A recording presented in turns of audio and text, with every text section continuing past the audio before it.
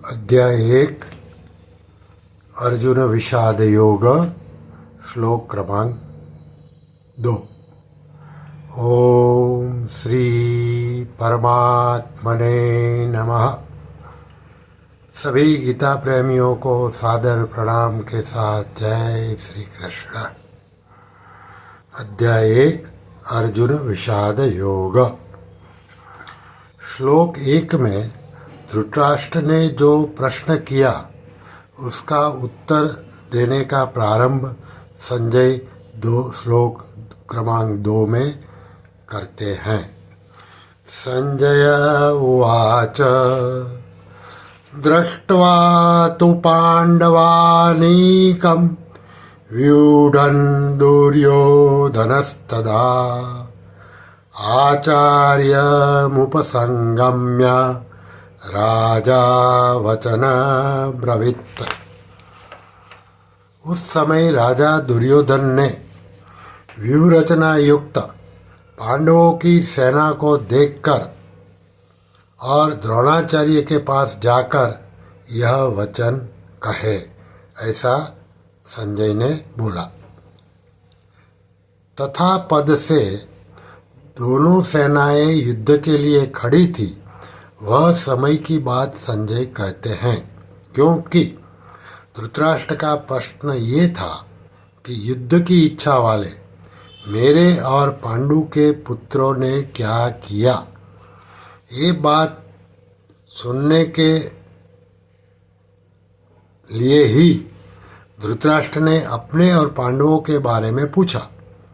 इसलिए संजय पहले धृतराष्ट्र को उनके पुत्रों की बात कहने के लिए तू पद इस्तेमाल करते हैं। दृष्टवा पांडवानीकम व्यूढ़म।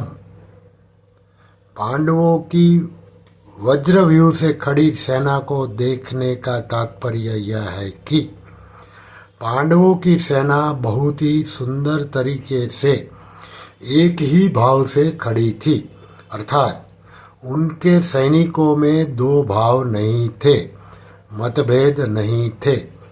उनके पक्ष में भगवान श्री कृष्ण और धर्म थे। जिनके पक्ष में भगवान श्री कृष्ण और धर्म हो, उनकी अन्य पर बहुत असर होती है। इसलिए संख्या में कम होने के बावजूद पांडवों की सेना का प्रभाव बड़ा भारी था।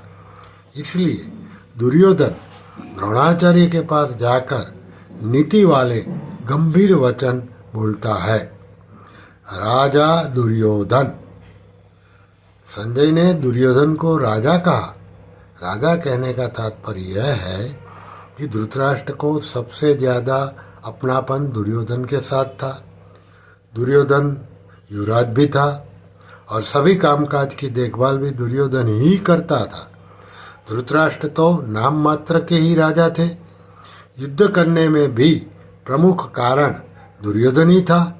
इसी वजह से संजय ने दुर्योधन के लिए राजा शब्द का प्रयोग किया। आचार्य मुपसंगम। द्रोणाचार्य के पास जाने के 3 प्रमुख उद्देश्य है। 1. द्रोणाचार्य के मन में पांडवों के बारे में द्वेष उत्पन्न करना। दूसरा, व्यवहार में गुरु होने के संबंध में मान देने के लिए। तीसरा, प्रमुख व्यक्ति सेना में यथास्थान रहना बहुत ही जरूरी होता है। इसलिए दुर्योधन ने द्रोणाचार्य के पास जाना उचित समझा। यहाँ ये आशंका हो सकती है कि भीष्म पिता सेनापति है, इसलिए दुर्योधन को उनके पास जाना चाहिए। इसका समाधान यह है कि गुरु द्रोण और भीष्म पितामह दोनों को पांडवों और कौरवों दोनों के पक्ष के लिए पक्षपात था।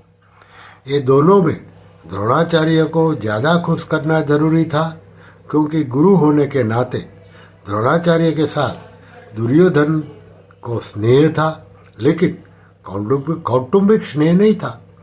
अर्जुन के ऊपर द्रोणाचार्य को विशेष स्नेह था। इसलिए गुरु द्रोण को खुश करने के लिए दुर्योधन को उनके पास जाना ही योग्य था। भीष्म पिता तो दादा थे, वो बुरा नहीं मानेंगे, और मान भी जाए तो उनको किसी तरह वो मना लेंगे। वचन ब्रवित, यहाँ अब्रवित कहना ही पर्याप्त था, क्योंकि अब्रवित के अंतर्गत वचनम आ ही जाता है। अगर दुर्योधन कुछ बोलता है तो वचन ही बोलेगा, इसलिए अब्रवित के साथ वचन क्यों दिया? फिर भी वचनम शब्द करने का तात्पर्य क्या है? इसका तात्पर्य यह है कि दुर्योधन नीति युक्त गंभीर वचन बोलता है, जिससे द्रोणाचार्य के मन में पांडवों के लिए द्वेष पैदा हो जाए और अपने पक्ष में रहकर अच्छी तरह से युद्ध करे, जिससे कौरवों का विजय हो जाए, अपना स्वार्थ सिद्ध हो जाए। ओम श्री कृष्णार्पणमस्तु।